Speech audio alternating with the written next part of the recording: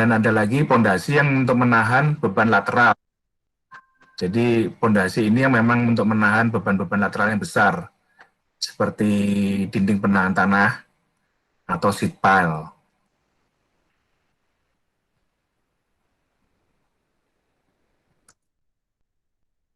Nah, berikutnya saya mau menjelaskan untuk masalah pondasi dangkal berdasarkan bentuk konstruksinya. Jadi secara umum bentuk konstruksi dari pondasi dangkal itu secara umum dibagi menjadi empat. Itu pondasi menerus. Ini pondasi menerus atau continuous footing. Ini seperti tipikal kayak seperti batu kali.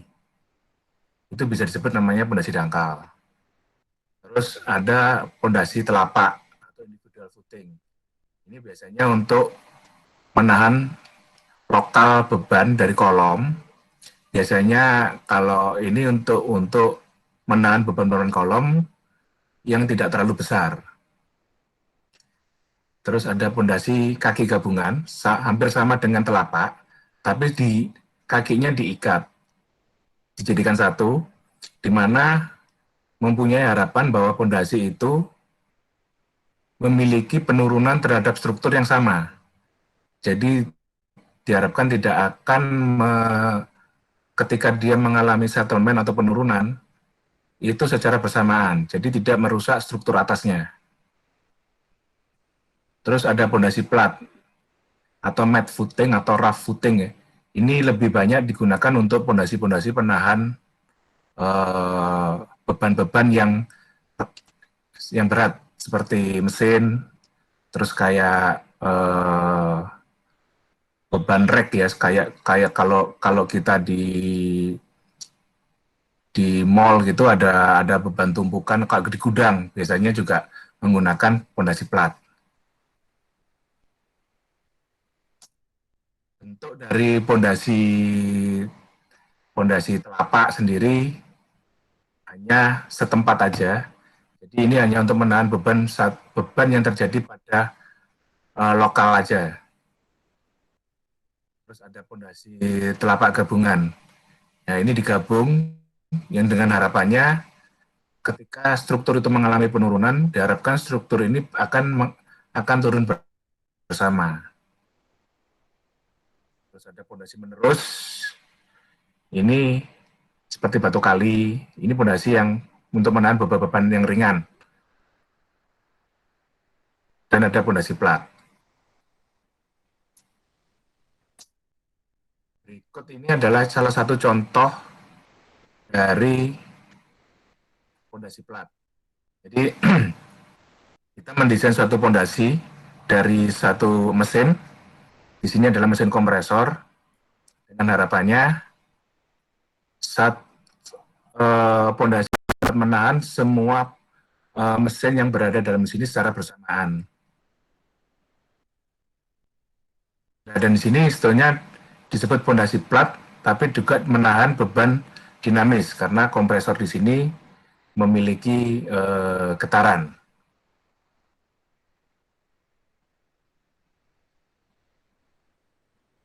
Sebelumnya kalau misalkan ada yang perlu ditanyakan di tengah saya menjelaskan, bisa langsung aja nggak apa-apa, tidak usah menunggu sampai saya selesai.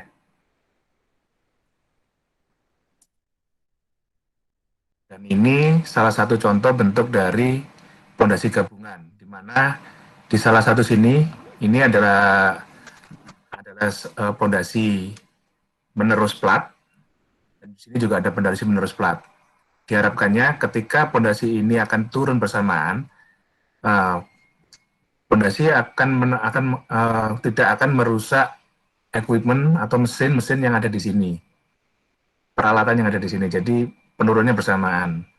Jadi pondasi diharapkan memiliki penurunan bersamaan itu tidak supaya bangunan-bangunan yang di atasan tidak mengalami masalah seperti crack atau kerusakan apabila di mesin ya.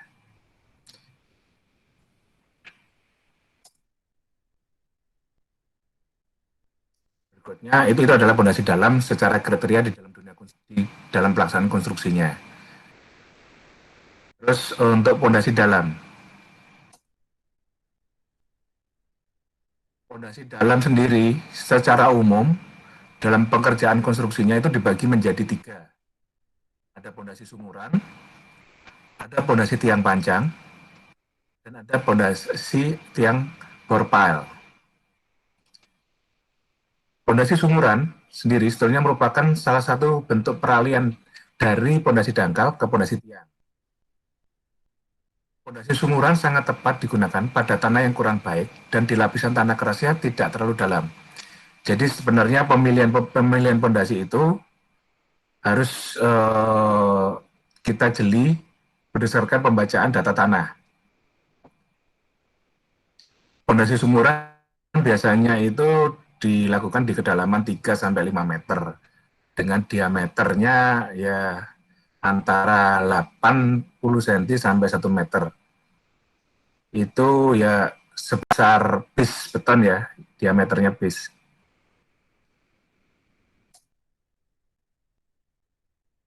Yang panjang sendiri gunakan apabila tanah tidak mempunyai daya dukung yang cukup untuk memikul seluruh beban yang bekerja berada pada lapisan yang sangat dalam dari permukaan tanah.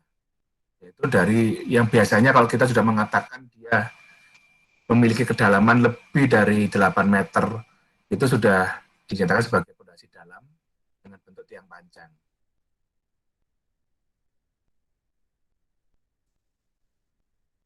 Pondasi bore pile. Pondasi bore pile ini sebetulnya sama dengan pondasi tiang panjang. Cuman secara materialnya, kalau tiang panjang materialnya sudah precast. Kalau bore pile kita melakukan pengeboran secara langsung dari titik tiang panjangnya.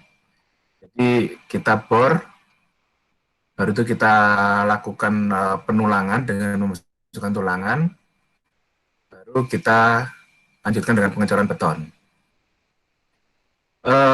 Pengerjaan untuk bore pile ini berbanding dengan tiang panjang sebenarnya mempunyai nilai kelebihan dan kekurangan yang berbeda-beda ya. Kalau misalkan untuk tiang panjang itu relatif bersih terhadap lokasi pekerjaan. Cuman memerlukan alat berat untuk melakukan pemanjangan dan berisiko terhadap lingkungan sekitarnya. Kalau bore pile ini mempunyai kekurangannya ya lokasi lapangan kotor karena banyak tanah yang dibuang pada saat pengeboran. Terus tapi kelebihannya dia biayanya relatif murah karena bisa dilakukan dengan manual, dengan orang, tidak perlu mesin. Dan ada lagi kekurangannya kalau bore pile ini hanya mengandalkan dari gaya geseknya tiang panjang. Jadi untuk gaya di ujung tiang panjang sendiri biasanya relatif diabaikan.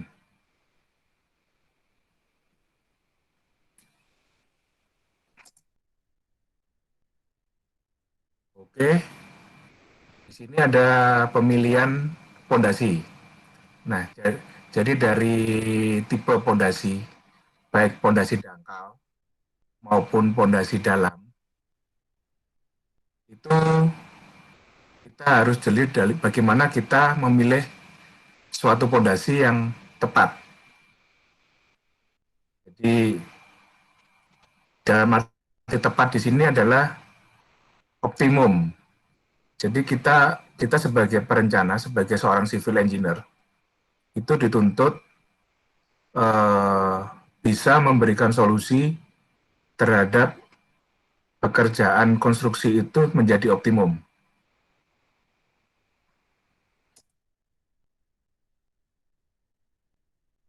Pemilihan tipe pondasi. Jadi pemilihan jenis pondasi itu biasanya didasarkan atas kelayakan teknis dan berbanding terhadap biaya. Jadi tantangannya seorang orang sivil itu selalu dihadapkan dengan lingkungan. Jadi apabila kita melakukan pekerjaan desain, apalagi untuk fondasi, kita harus secara sivil objektif kita sebagai seorang civil engineer itu untuk merencanakan suatu desain perencanaan dengan pekerjaan yang optimum. Optimum di sini itu bukan berarti murah. Jadi secara kekuatan itu cukup, tidak over design. Secara biaya itu tidak terlalu mahal, tapi sesuai dengan kebutuhannya. Jadi dalam hal untuk mendapatkan desain yang optimum dalam pemilihan fondasi, itu ada beberapa faktor utama dalam pemilihan jenis fondasi. Pertama adalah pertimbangan desain ya, desain analisis. Kedua, faktor keamanan. Ketiga, masalah kehandalan atau reliability. Jadi ketahanan bangunan kita itu didesain sesuai permintaan dari klien. Terus ada termasuk kemudahan konstruksi. Jadi constructability-nya itu harus kita pertimbangkan. Jadi kita mendesain itu bahwa apa yang kita desain itu bisa dilakukan secara konstruksi dan mudah.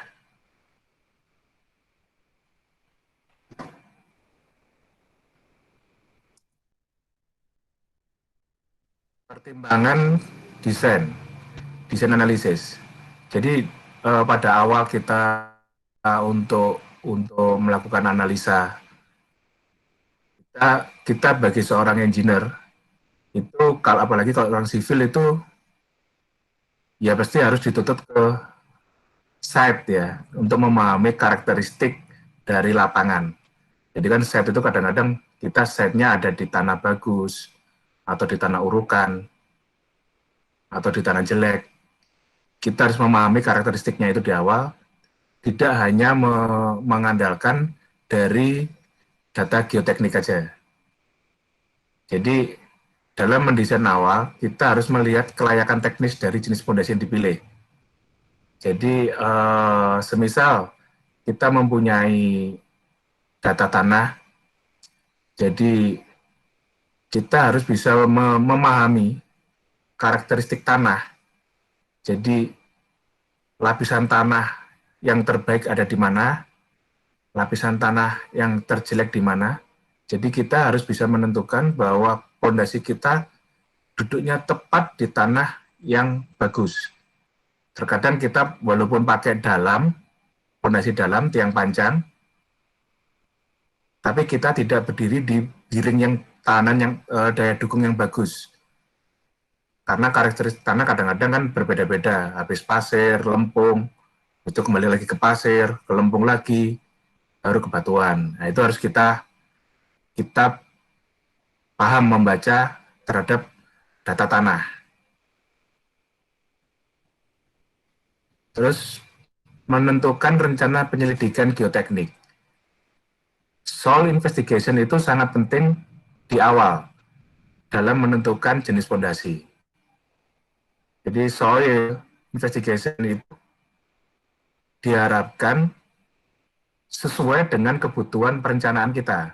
Jadi tidak harus selalu lengkap kebutuhan soilnya, harus melihat fondasi kita digunakan untuk menyokong atau mendukung bangunan atas.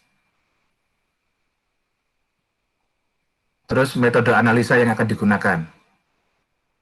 Di sini kan untuk fondasi sendiri, metodenya lebih ke arah pendekatan. Jadi tidak ada metode fondasi itu yang secara perhitungan itu eksak.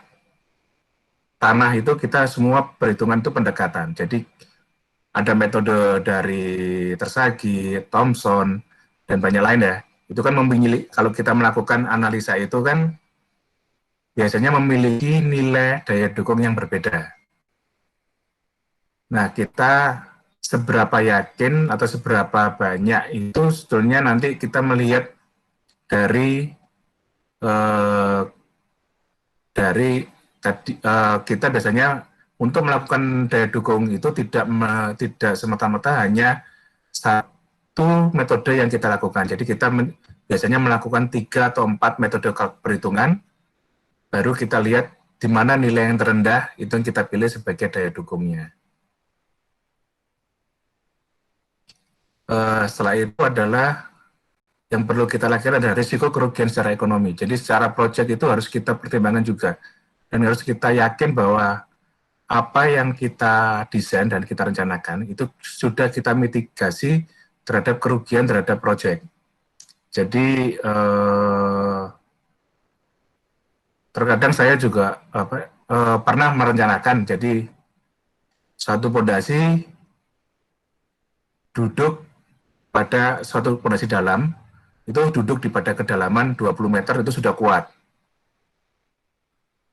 Ternyata setelah dipancang, di kedalaman 20 meter, itu masih belum ketemu daya dukung yang direncanakan. Akhirnya kan ada penambahan nilai ekonomi di situ, jadi secara proyek kita perlu penambahan yang panjang lagi. Nah, itu harus kita mitigasi di awal.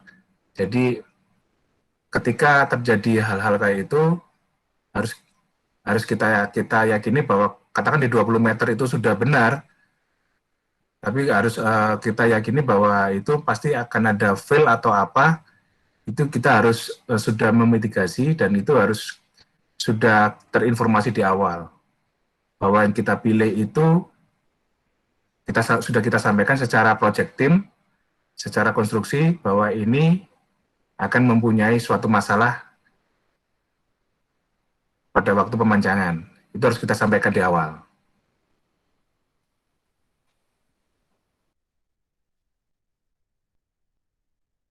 Kedua, tentang faktor keamanan.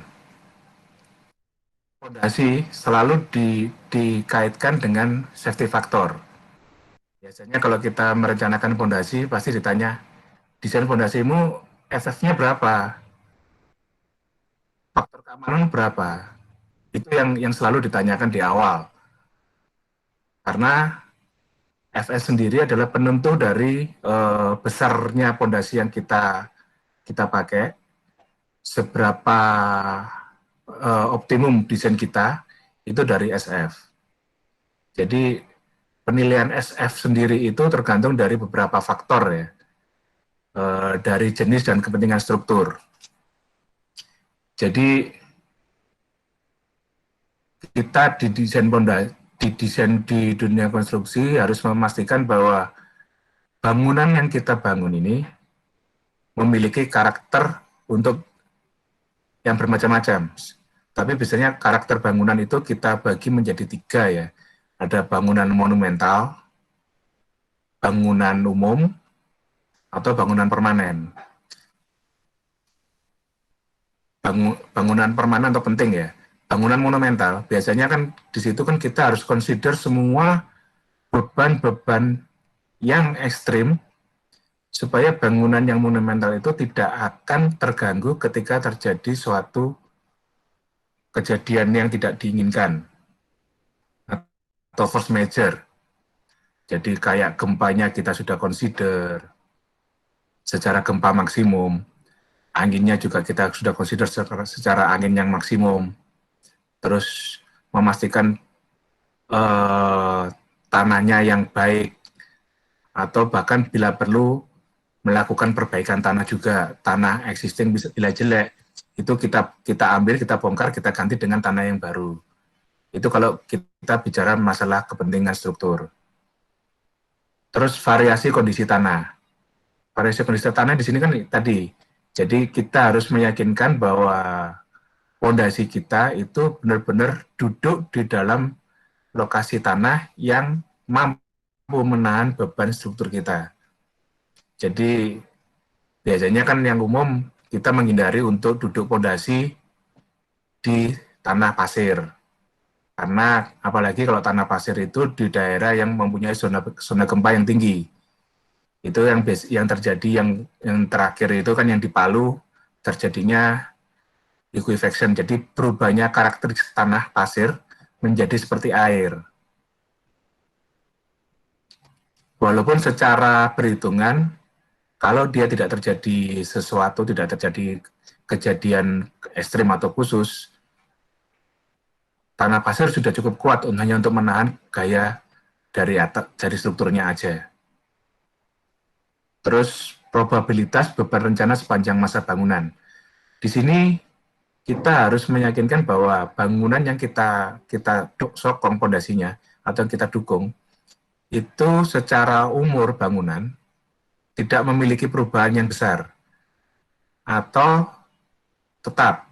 Jadi kita sudah yakinkan bahwa misalkan kalau kita untuk pondasi mesin kita pasti itu tetap. Tapi kalau untuk bangunan, untuk rumah harus kita yakin harus kita rencanakan bahwa bangunan ini akan ada peningkatan lantai atau tidak, atau bangunan ini akan ada peningkatan hunian apa tidak, aktivitas dari bangunan itu bagaimana, itu harus kita rencanakan di awal supaya nanti ketika bangunan itu mengalami growth sudah tidak ada perubahan di desain pondasi.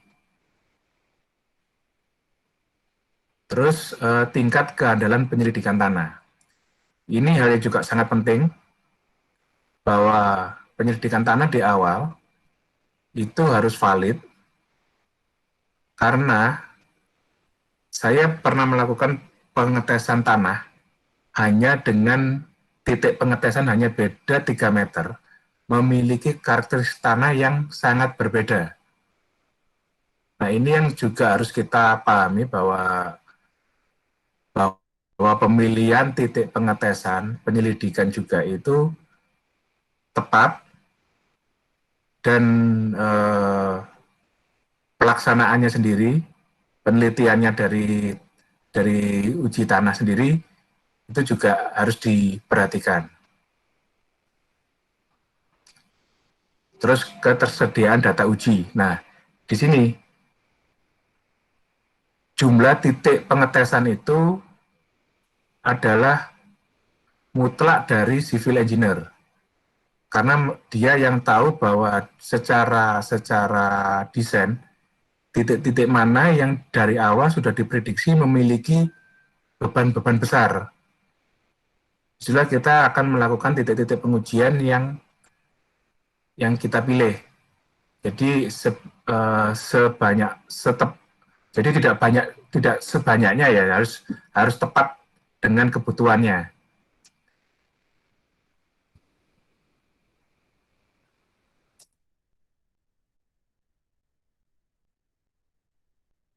Keandalan ya atau reliability. Dalam pemilihan dari jenis dan perencanaan pondasi harus disesuaikan berdasarkan fungsi bangunan atas yang akan ditopang oleh pondasi. Hal-hal yang harus diperhatikan dalam menentukan keandalan reliability adalah jenis bangunan. Jadi jenis bangunan tadi yang seperti saya jelaskan, bangunan itu harus kita tanyakan ke klien kita. Jadi terkadang ya bangunan hanya cuman rumah gitu ya. Tapi ada yang minta klien itu sudah harus mampu menahan gempa sampai zona 4, sampai mampu menahan seismik sebesar 0,3, atau kadang-kadang orang mesti tanyanya, aku minta bangunan mampu menahan gempa sampai skala Richter 8. Nah, itu kan harus kita jelaskan ke pemilik atau pemilik proyek, pemilik pekerjaan, bahwa jenis bangunan itu selama itu dia bukan bangunan-bangunan yang sebagai pelayanan ya, seperti bangunannya pemadam kebakaran, rumah sakit, kepolisian, itu harus didesain secara optimum sesuai kebutuhan. Kalau rumah sakit itu memang harus maksimum. Jadi bisa dikatakan rumah sakit termasuk bangunan monumental. karena ketika terjadi kondisi yang ekstrim, rumah sakit adalah tulang punggung dalam kondisi yang ekstrim tersebut. Terus termasuk juga umur rencana bangunan. Kita tanyakan juga umur rencana bangunan ini kan kita pondasi ini kan menopang bangunan atas ya. Jadi kalau bangunan atas ringan, pondasi kita kan juga ringan. Nah, jadi rencana bangunan kita itu mau direncanakan untuk berapa tahun, untuk 25 tahun, atau sementara untuk 10 tahun, 5 tahun, atau bahkan untuk diminta 100 tahun. Nah, itu semua akan ada impact terhadap bangunan tersebut. Jadi bangunan itu jadi berat, akhirnya pondasinya juga perlu pondasi yang dalam. Terus beban rencana. Jadi beban rencana ini juga harus kita tanyakan apakah beban rencana itu harus sesuai dengan dasar perencanaan berdasarkan peraturan atau hanya permintaan klien ada yang tersendiri. Udah saya cukup minta cuman hanya beban hidup sama beban mati aja. Atau udah didesain sesuai dengan peraturan. Nah, itu kan semua itu akan ada impact terhadap bangunan atasnya dan akan menjadi dasar kita untuk mendesain fondasi kita.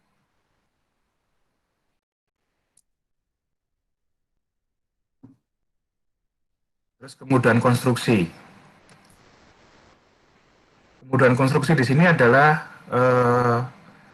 pemilihan jenis fondasi yang harus diperhatikan untuk kemudahan konstruksi. Seperti studi akses jalan apabila menggunakan alat berat. Jadi apabila kita menggunakan alat berat seperti fondasi tiang panjang, kita harus yakin satu, alat berat kita mampu masuk ke lokasi pekerjaan, atau alat berat kita mampu dibawa dari suppliernya atau penyedia alat berat menuju ke lokasi. Terkadang kan lokasi kita kan tersembunyi, melewati jembatan yang kecil, melewati ini, kita harus melihat accessibility-nya itu juga. Jadi memastikan lokasi pekerjaannya mampu untuk pekerjaan yang fondasi yang kita pilih mampu untuk dilakukan pekerjaannya. Terus lokasi pekerjaan fondasinya sendiri. Terkadang pekerjaan fondasi sendiri kalau kita di lahan baru ya kita tidak ada pertimbangan. Tapi kalau kita mengerjakan pekerjaan di bangunan yang sudah ada atau existing, itu kita harus memperhatikan lokasinya. Jadi kita bisa nggak melakukan fondasi itu secara fondasi dangkal, atau bisa nggak kita melakukan itu secara fondasi dalam. Alat kita bisa masuk nggak di tengah-tengah di area yang sempit. Katakanlah ada dua rumah bersebelahan, kita mau membangun rumah di tengah dengan 5 lantai. Ya itu kan kita harus memastikan fondasi apa yang bisa kita pilih untuk itu. Ketiga, terhadap kecepatan pelaksanaan. Jadi kita memilih fondasi sendiri juga harus memperhatikan waktu pekerjaan konstruksinya sendiri. Jadi harus kita pertimbangkan bahwa secara proyek keseluruhan bahwa dalam pelaksanaan fondasi ini juga kita pertimbangkan waktu timeline-nya juga. Jadi kita juga harus memperhatikan kecepatan pelaksanaannya ya. Di sini kan kita juga pada waktu kecepatan pelaksanaan kan tersendiri, semisal kita ada pekerjaan fondasi dangkal. Di situ fondasi dangkal kita melihat daya dukung melihat data tanah, ternyata muka air tanah kita ada di elevasi cuman katakanlah setengah meter dari muka air tanah. Nah, berarti kan pekerjaan kita ini akan terganggu dengan adanya air ketika adanya galian. Nah, ini kan Kalau kita tidak menyiapkan di awal, maka kecepatan pelaksanaannya akan terganggu. Kalau kita tidak menyiapkan pompa untuk mengeluarkan air di awal, kita baru kita gali, baru keluar air, baru kita sediakan pompa. Nah, ini kan sudah kendala awal. Yang jadi harusnya kita harus sudah ada mitigasi terhadap pekerjaan-pekerjaan pondasi itu supaya waktu yang ditentukan untuk pelaksanaan itu sudah terjaga. Sebetulnya ada faktor juga, sebetulnya itu untuk pengendalian juga, untuk pemilihan pondasi sendiri juga ada terhadap daya dukung terhadap karakteristik tanah juga ya. Tadi yang saya sebenarnya yang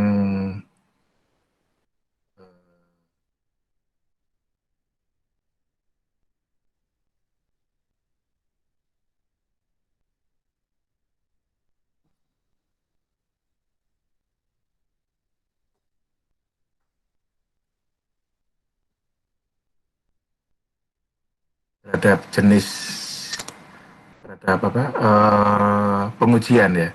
Jadi pengujian faktor keamanan ini juga ditentukan juga waktu pengujian tanah itu kita harus melihat akan ada data tanah yang kita punya, itu harus kita pelajari bahwa seberapa homogennya tanah yang di lokasi pondasi kita duduk. Itu yang perlu kita perhatikan.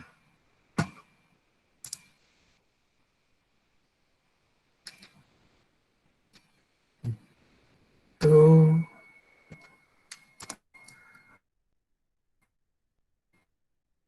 mungkin Putri bisa saya sampaikan secara general mengenalan pondasi, mungkin dari rekan atau mau sharing masalah atau pertanyaan bisa.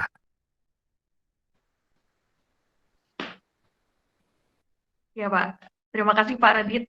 Baik, teman-teman ada yang mau ditanyakan dengan Pak Radit tadi dari awal ya, jenis-jenis dari pondasi itu apa, termasuk dengan bagaimana kita bisa memilih pondasi yang tepat untuk struktur kita nantinya. Tadi kan ada pertimbangannya di desain, kemudian keamanan ya, keandalan, juga kemudahannya dalam saat instalasinya.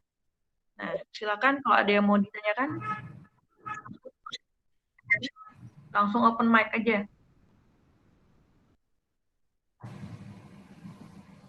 Rani atau Iksan atau Mardiatul. Saya deh, Bu. Oke, silakan. Perkenalkan, nama saya Mardiatul Husna dari Teknik Laut. Bu. Mardiatul dulu, setelah itu nanti siapa? Praha ya? Ya, saya Mardiatul Husna dari Teknik Kelautan 2019. Pertanyaan saya, Pak, yang pondasi itu kan memiliki kedalaman yang berbeda-beda, Pak. Nah, faktor-faktor yang mempengaruhi kedalaman pondasi itu apa saja sih? Lalu ini, Pak, memungkinkankah jika kita menggunakan pondasi pakai tiang panjang, namun titik-titik tiang panjang itu berbeda kedalamannya, Pak? Baik, itu saja, Pak. Oke.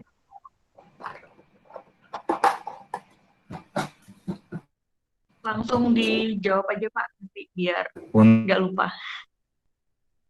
Oke. Untuk yang pertama ya, kedalaman berapakah yang diperlukan ya untuk dari tiang panjang yang optimum dalam mendesain tiang panjang. Jadi salah satu tiang panjang, kalau biasanya kalau kita tiang panjang, kalau mau mudahnya kita biasanya ditaruh di istilahnya di end bearing. End bearing itu ditaruh di pas di titik terkeras atau di batuan. itu akhirnya kan pondasi kita akan dalam, biasanya di kedalaman lebih dari 25 meter atau 50 meter baru kita ketemu daya dukung maksimum.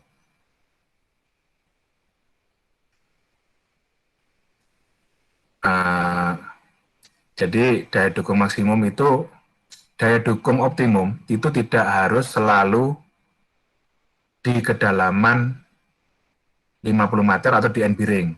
Kita biasanya kalau saya melakukannya mengandalkan juga gaya geseknya dan daya dukung dari tiang panjang, di mana kita mencari nilai NSPT-nya, nilai borlognya, itu sudah lebih dari 20. Itu sebenarnya sudah cukup untuk kita mendesain fondasi tiang panjang. Di mana di nilai NSPT 20 itu harus kita perhatikan antara 8D diameter ke bawah, itu masih tetap terjaga 20, sama 4D ke atas, itu juga masih dinilai 20. Katakanlah pada kedalaman 20 meter, itu kita punya nilai NSPT di 20. Dan kita punya pondasi diameternya katakanlah 50. Jadi, kalau kita taruh di kedalaman 20 meter, berarti 4 meter ke bawah, itu harus masih mempunyai nilai 20. Dan 2 meter ke atas, itu juga masih mempunyai nilai 20. Yang aman dan secara desain.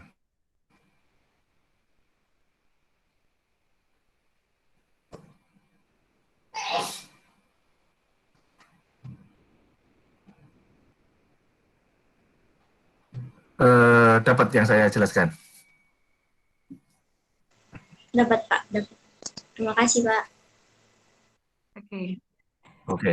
Selanjutnya. Terus sama ini. Oh ya, ini saja Pak. Ya. Sama masalah variasi panjang tiang panjang ya. Ya kalau kita bicara secara logik, secara perhitungan itu bisa-bisa aja. Tetapi kan kalau kita bicara secara logika aja, jadi kalau seperti meja kan kita jarang punya meja yang kakinya berbeda.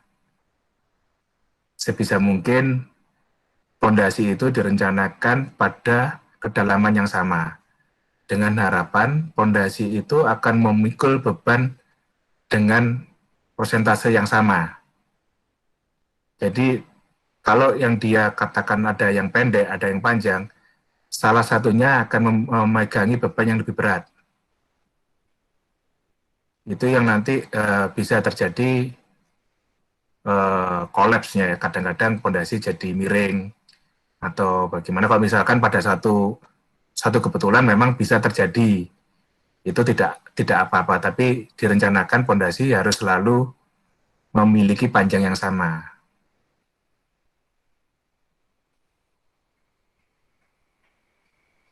Dan mungkin juga saya nambahin ya,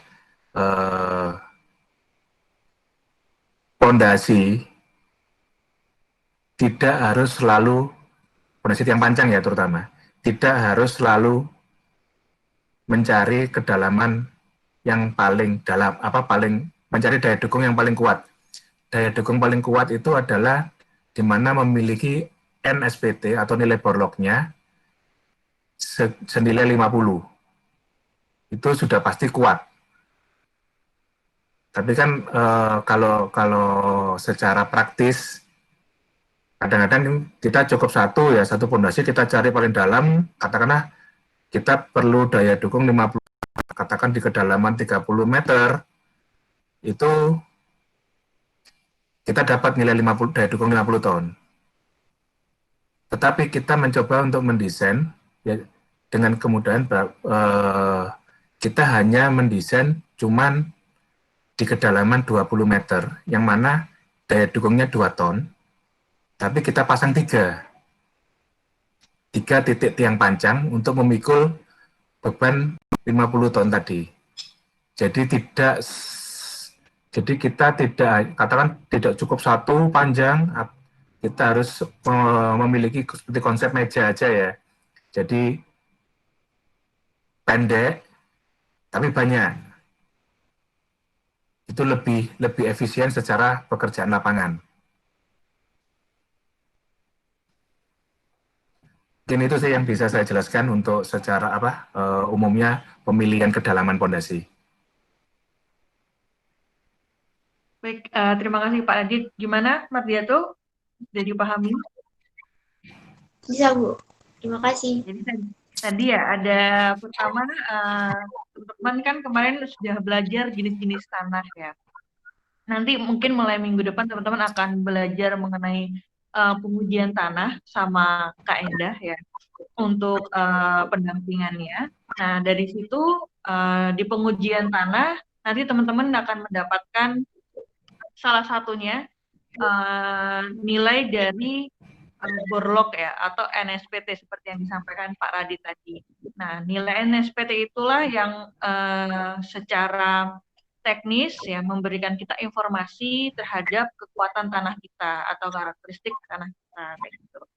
Lalu kemudian itu tadi kita juga harus melihat dari aspek desainnya apakah mau dipolin nih sampai dapat tanah batuan ataukah cukup nggak sampai tanah batuan tapi kita buat yang panjangnya banyak sehingga tetap tadi mengakomodir beban dari struktur kita. Kemarin teman-teman udah belajar kan ada beban terpanjang, kemudian ada pembebanan yang merata. Nah itu pastinya juga diperhatikan dalam pemilihan fondasi dan juga seberapa dalam ya untuk memancang atau kita membutuhkan fondasi itu akan seberapa dalam itu. Terus lanjut tadi siapa? Raha ya? Raha mau tanya? Siapa tadi yang open mic? Ibu Rani mau nanya. Raha jadi. Iya, Bu. Saya mau tanya, Bu. Raha atau Rani? Raha tadi mau tanya. Oke, Raha dulu, baru itu Rani. Silakan.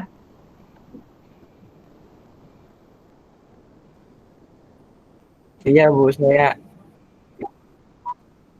perkenalkan, nama saya Pravriel Reza dengan NIM 1435. Pak, saya ingin bertanya mengenai tanah. Tanah itu kan banyak tipenya ya, Pak ya. Nah, terus saya ingin menanyakan semisal tanah itu sudah diprediksi tanah itu keras.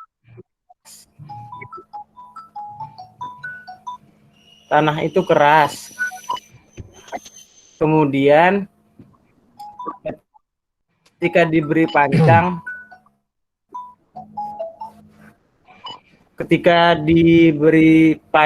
atau pilar itu di kedalaman tanah tertentu itu terdapat seperti lumpur hisap, Pak.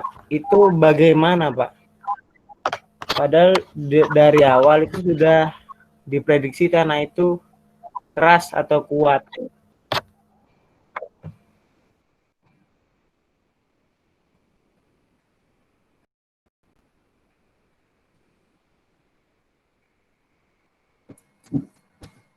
Oke, pertanyaannya menarik ya.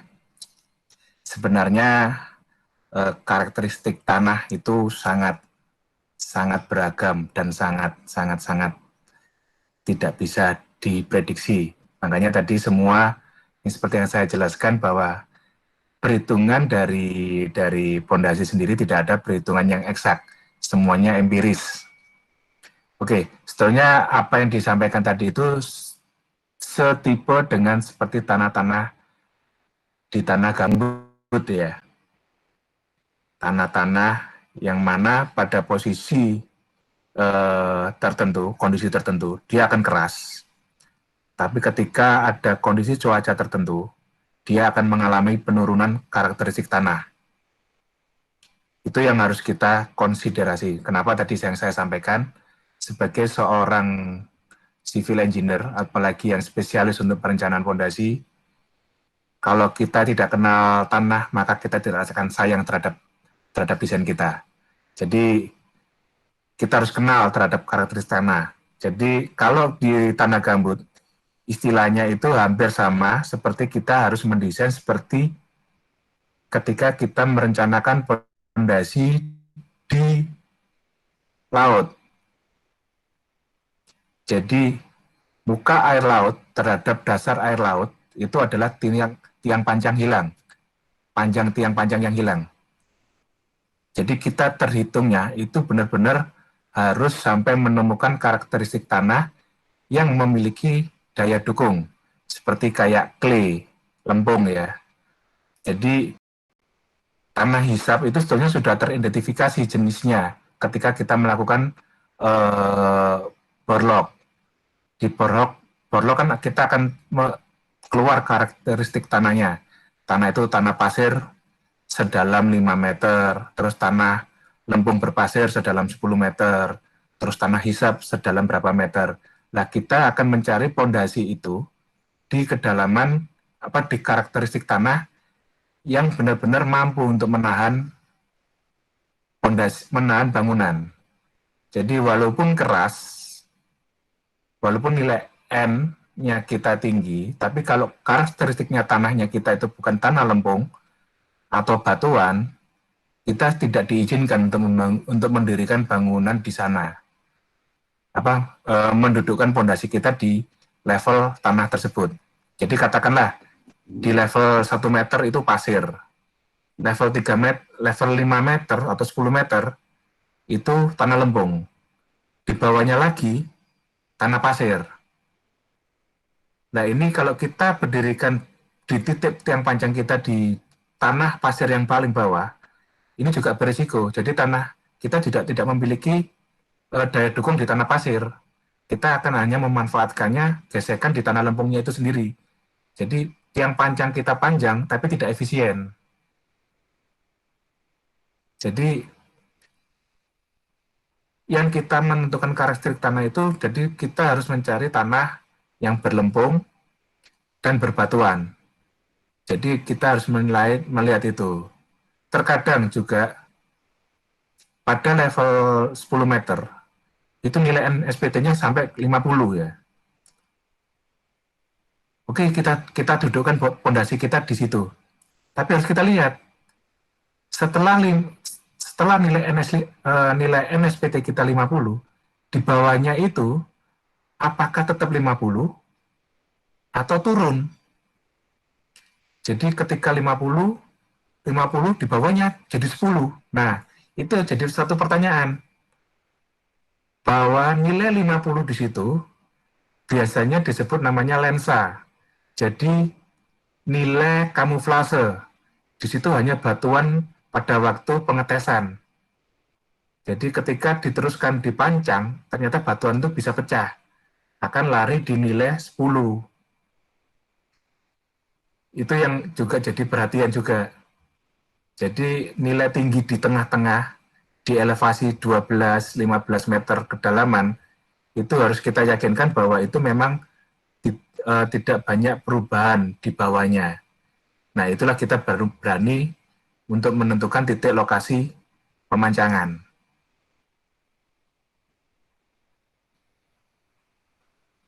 Jadi tanah hisap sendiri itu sebenarnya bisa kita abaikan. Jadi pada katakanlah di kedalaman 0 sampai 10 meter itu tanah hisap, itu bisa kita abaikan. Jadi kita akan mempunyai namanya tiang panjang bebas di situ. Jadi kayak kalau kita bilang bisa seperti kayak pendulum. Jadi seperti kita mendirikan bangunan lepas pantai. Jadi antara level 0 muka air laut terhadap dasar laut itu adalah muka tiang panjang bebas. Di bawahnya situlah baru kita menghitung fondasi kita.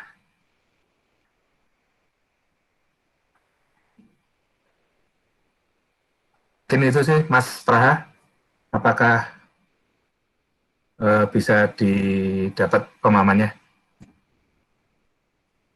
Ya, Praha? Sudah paham, Pak.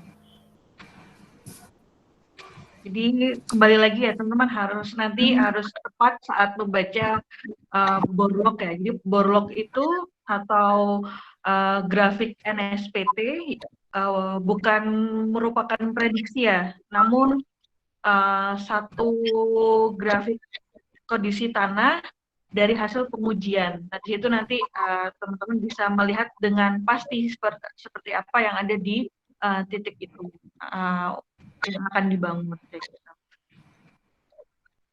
Baik, yang lainnya tadi, Rani, silahkan.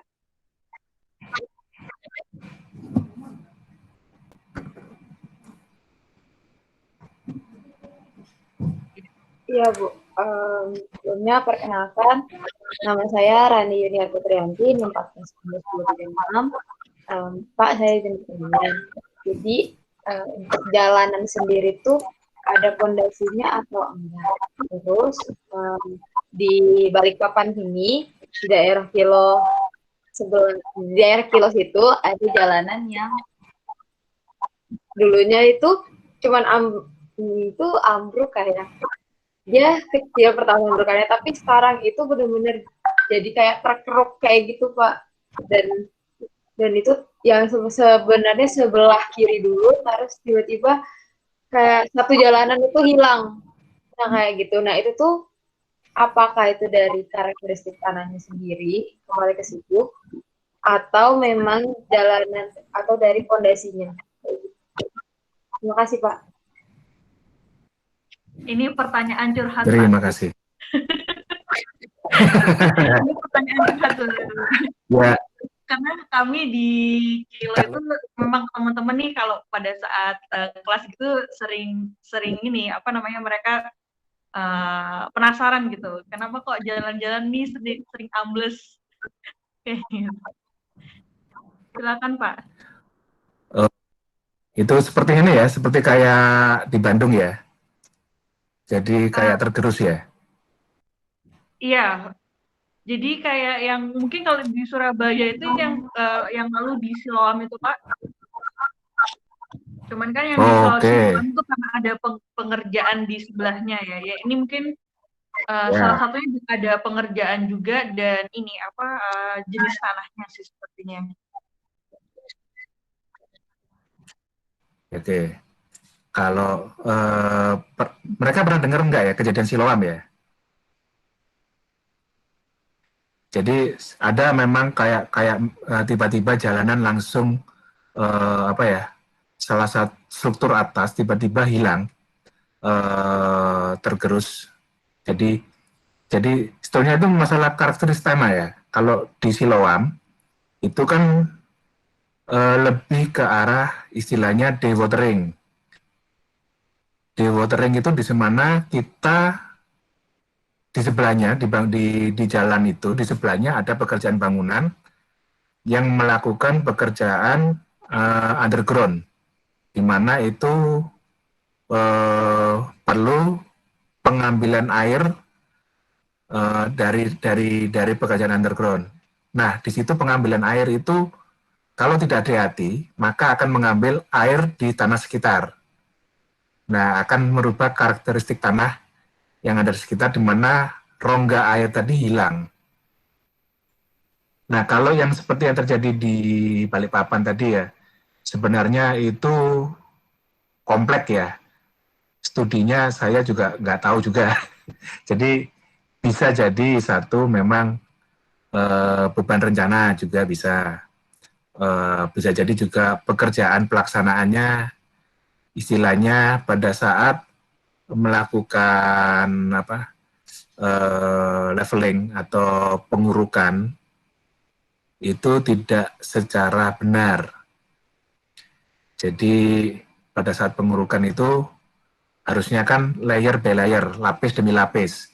Jadi setiap lapis kita lakukan pemadapan, setiap lapis kita melakukan pemadatan. Nah, itu kan yang harusnya sudah diidentifikasi di awal sama pelaksana ya. Terus juga misalkannya ketika kita melakukan pengurukan, apakah kita sudah melakukan penahanan terhadap pengurukan di kiri kanan terhadap jalan tersebut. Yaitu tadi yang saya sebut terhadap dinding penahannya.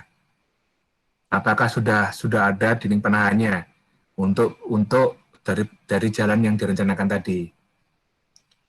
Kalau sudah itu, kedua memang karakteristik tanah di bawah itu memang jelek.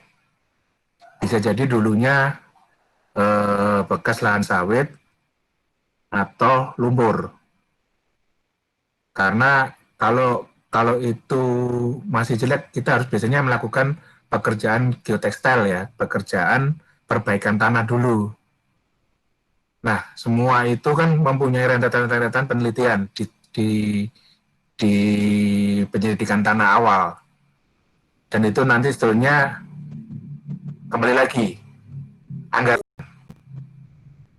apakah anggaran yang ditawarkan itu sudah mencapai apa yang diinginkan itu. Nah, itu yang sebenarnya yang juga susah. Memang langkah salah satunya kita melakukan pemancangan, istilahnya ada kalau di pekerjaan namanya slab on pile. Jadi lantai di bawahnya panjang. Jadi slab on pile itu lantai yang didukung bukan pakai daya dukung dangkal, tapi kita pakainya daya dukung dalam slab on pile. Nah, tapi itu kan semua kembali ke biaya yang untuk pekerjaan itu. Mungkin sih nanti bisa jadikan studi juga sih. Itu menarik sebetulnya, berkali-kali ya itu ya untuk diperbaikan tanahnya. Lumayan sering, Pak. Berpindah titik. Ya, diperbaikin di sini, yang rusak di sebelah dibaikin, sebelahnya lagi. Sampai akhirnya sekarang jadi lubang kayak gitu. Jadi lubang berjalan ya.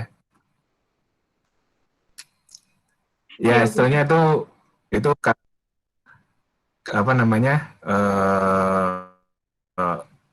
kembali lagi ya, istilahnya memang kalau melihat tanah-tanah di Kalimantan, di Sumatera, karakteristiknya kan lebih memang tanahnya tanah lunak.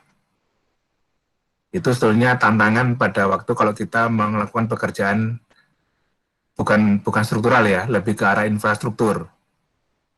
Itu tantangan karena kalau kita melakukan itu, kalau struktur kan kita bisa lah kita melakukan pemancangan. Tapi kalau untuk jalan, kita melakukan pemancangan sepanjang jalan, waduh, berapa harganya saya juga nggak tahu. Itu yang harus diperhatikan juga, mungkin lebih ke arahnya biasanya geotekstil. Kalau itu biasanya dikeruk, perbaikan tanah, kita ganti kondisi tanahnya, kita pakai base course, kita ganti tanah pasir, tanah itu baru kita perbaiki, terus kita uruk pakai tanah uruk, baru kita pakai jalan. Itu bisa jadi pengurang untuk dan juga sebetulnya sama ini beban layan kalau sudah jalan. Apakah di jalan itu dilewati sama alat berat konstruksi apa tidak? Seperti truk membawa crane atau kontainer truk trailer yang 40 feet. Nah, itu apakah beban layannya sudah sesuai? Nah, itu yang saya juga perlu di studinya panjang sih. Jadi studi karakteristik tanahnya, terus studi desainnya terhadap beban layannya. Kalau semua itu sudah dilakukan, nah itu saya nggak tahu saya. Mungkin itu sih yang bisa saya jelaskan kalau terhadap tanah bergerak gitu. Baik, Pak, terima kasih. Jadi itu ya, jadi perbaikan tanah itu kan kalau teman-teman ingat di pertemuan sebelumnya seperti ada kita harus tahu kemampatan tanah dan sebagainya. Nah, itu untuk kemudian kita bisa memposisikan perbaikan tanah, karena perbaikan tanah itu difungsikan ya agar kita mendapatkan kekuatan tanah yang sesuai dengan struktur yang akan kita bangun nanti gitu. Jadi jangan sampai misalnya strukturnya 500 ton, kemudian ketika kita uji tanah kita cuman hanya mampu untuk menopang 300 ton aja. Nah kan berarti ada selisih 200 ton itu yang perlu kita tambahkan, yaitu dengan cara perbaikan tanah itu. Jadi kita menambahkan kekuatan tanah kita agar bisa menopang struktur itu tadi, baik itu dari perbaikan juga dengan pastinya menambah pondasi itu tadi. Oke, yang lainnya gimana? Ada yang mau ditanyakan? Saya, Bu. Silahkan Bima. Ya, baik. Baik Pak dan Ibu, perkenalkan nama saya Bima Oriza Sativa Maulana, NIM 14 19 10 12 dari program Studi Teknik Kelautan. Saya izin bertanya, mungkin juga ada hubungannya tentang kerusakan jalan yang disebutkan oleh Rani tadi. Cuma bedanya gini Pak, kalau misalkan di Indonesia tanahnya jalan misalkannya rusak tuh kan Pak, misalkan longsor atau ya rusak gitu kan, kayak yang terjadi di yang disebutkan oleh Rani tadi, dan itu pasti pengerjaannya itu lama. Beda dengan halnya seperti saya pernah melihat di Jepang itu pernah jalannya itu rusak, longsor gitu Pak. Tapi proses pengerjaan itu sebentar banget Pak. Kayak 2 hari itu udah selesai dikerjain. Nah itu tuh perbedaannya apa sih Pak sama di Indonesia? Misalkan apakah faktor tanahnya yang beda atau dananya atau teknologinya kurang mumpuni di Indonesia atau bagaimana Pak? Terima kasih.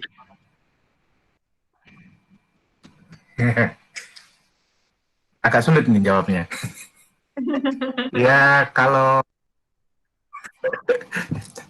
ini sebetulnya kalau mau bilang cepat, sebetulnya bisa cepat ya. Seperti yang dijelaskan sama tadi Bu Putri, seperti yang terjadi di Surabaya, terjadi istilahnya ground hole ya.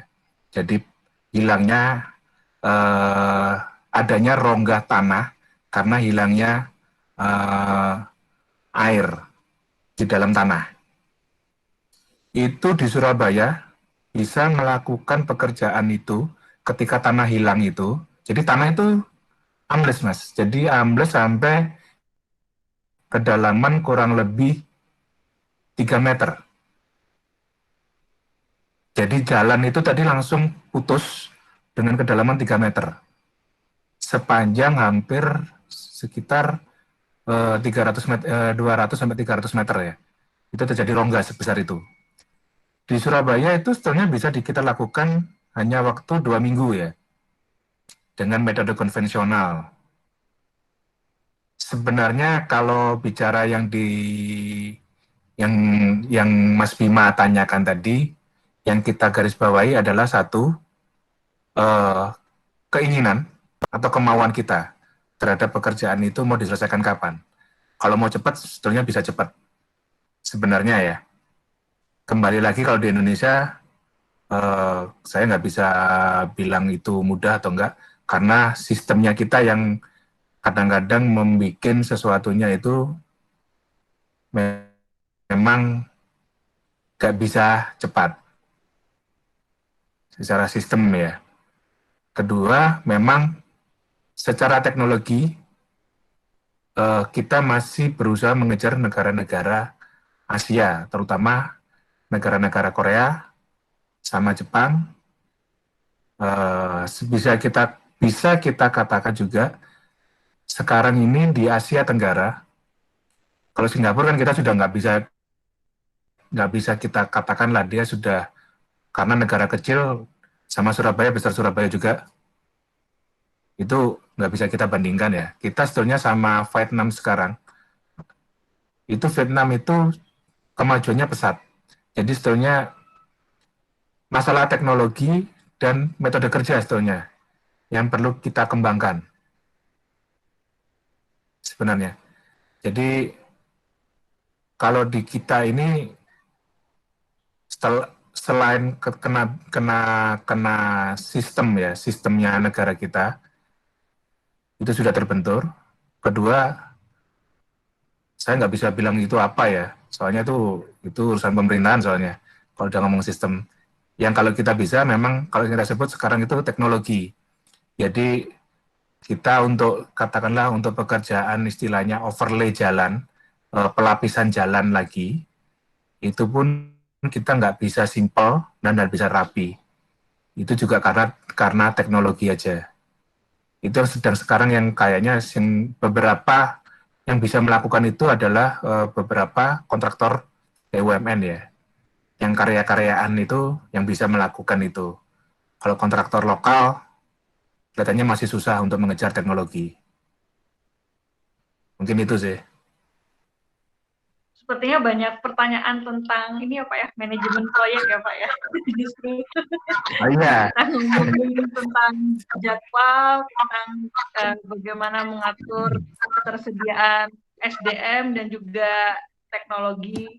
Jadi mungkin nanti teman-teman akan mendapatkan banyak hal mengenai penjadwalan atau scheduling, terus gimana sih cara mempercepat proyek dengan SDM yang ada tapi kontrak kerjanya tetap. Nah, itu nanti di mata kuliah manajemen proyek mungkin untuk 2000 ini teman-teman kebanyakan masih 2019 Pak yang di sini, jadi nanti akan dapat di semester 6 karena sekarang masih semester 3 ya. Nah, mungkin nanti yang 2018 nih yang akan dapat di semester depan ya, semester 6. Menarik sekali pertanyaannya. Itu sebetulnya menarik Bu Putri sekarang Bu Putri. Jadi kalau dengan sekarang ya yang dilakukan sama kontraktor BUMN ya untuk masalah manajemen project, mereka itu bisa melakukan scheduling dari master time schedule, bisa berhubungan langsung dengan konstruksi menggunakan 3D. Istilahnya kan sekarang ada kan BIM ya. Yeah.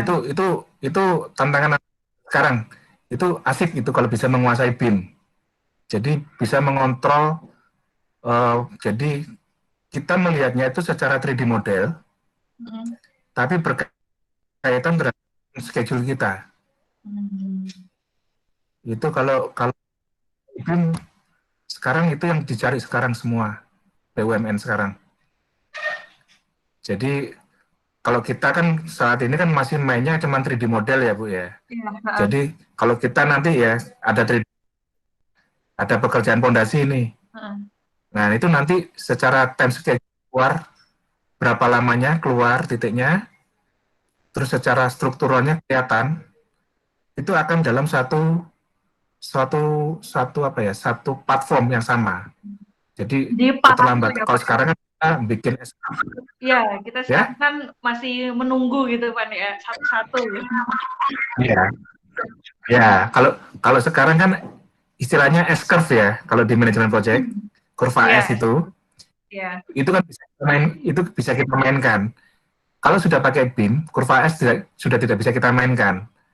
Karena sudah terhubung baik secara desain, secara pelaksanaan, dan secara bentuk fisiknya terlihat. Itu semua terintegrated dalam istilahnya BIM. Terintegrasi ya. Jadi mungkin itu juga jadi satu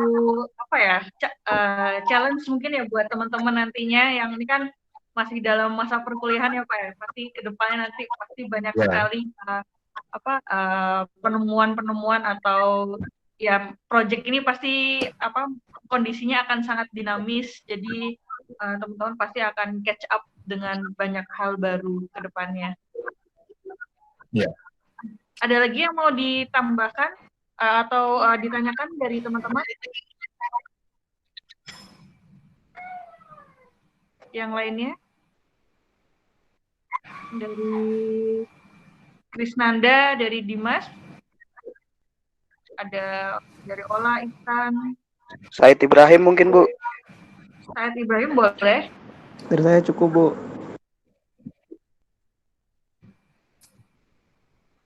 Ada lagi Dari yang saya dari yang lain? Cukup. Dari Sabrina, dari Rizky Fadli.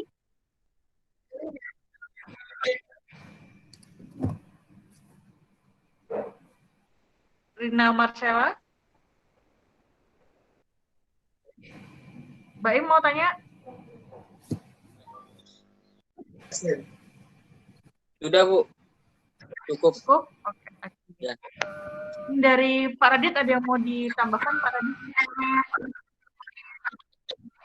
Pesan mungkin buat teman-teman. Nggak ada sih. Mungkin teman-teman untuk sesama civil engineer ya, nanti bakalan jadi soal civil engineer walaupun dari kelautan juga kita sama-sama basisnya ada di civil ya. Tantangan kita di depan itu sebenarnya sudah tidak hanya di desain aja. Tantangan kita itu di depan itu sebenarnya kan ada satu tantangan itu yang namanya kan triangle impossible ya. Itu antara waktu, mutu, dan waktu, mutu, dan biaya. Ini kan sebetulnya dari 3 hal yang tidak bisa ditemukan. Nah, ini tantangan ke depan ini mencoba ketiga hal ini menjadi sangat kecil, triangle-nya sangat kecil. Jadi kadang-kadang kita minta waktu cepat, mutu bagus, biaya mahal. Kalau kita minta biaya murah, cepat, ya mutunya jelek. Nah, itu yang jadi tantangan ke depan. Semua customer, semua klien memintanya mutu bagus, biaya murah, waktu cepat. Itu sih tantangan kita sebagai seorang ke depan seorang engineer untuk bisa memaintain semua itu kembali ke apa namanya pendekatan kita terhadap yang membutuhkan jasa kita. Itu sih, semoga rekan-rekan tetap semangat dengan belajar kondisi dengan kayak ini. Itu sih yang bisa saya sampaikan. Ya baik Pak Radit, terima kasih sekali atas sharingnya, sudah mau diganggu weekend. Oke, ya rekan-rekan juga mau belajar di hari weekend juga ini. Iya Pak, jadi begitu ya teman-teman, semoga apa yang disampaikan Pak Radit tadi ya selama pertemuan ini bisa bermanfaat buat teman-teman, tidak hanya untuk lulus aja di mata perkuliahan Meksan ya, tapi juga nanti bagaimana teman-teman setelah pasca kampus yang lebih penting ya untuk menjadi seorang entah itu bekerja di ocean engineering atau ada, karena kita kan sangat beririsan juga ya dengan civil engineering, atau mungkin juga malah jadi pure di civil engineering juga tidak masalah kayak gitu. Karena itu tadi ada 3 poin ya yang terakhir tadi Pak Radit sampaikan itu sangat penting. Jadi walaupun kita nanti pasti akan mengalami dinamisasi dari situasi ya, karena pastinya kita akan bersaing dengan teman-teman dari luar, kemudian ada pembaruan teknologi, tapi biasanya tetap ya dari segi project itu ada 3 hal penting yang perlu dioptimalkan, yaitu ya tadi mutu, waktu, dan juga biaya. Jadi pasti nggak jauh-jauh dari 3 hal itu. Baik Pak Radit, terima kasih Pak Radit atas waktunya. Semoga nanti kita bisa ada sharing session lagi di kesempatan yang mendatang. Siap. Baik, kalau gitu saya akhiri teman-teman semua. Wassalamualaikum warahmatullahi wabarakatuh. Selamat pagi, selamat weekend semuanya Pak Radit. Ya, terima kasih Bu Putri. Ya. Terima kasih Pak, terima kasih Bu. Terima kasih. Terima kasih Pak, terima kasih Bu. Pak. Terima kasih Pak. Terima kasih Pak, terima kasih. Terima kasih Bu.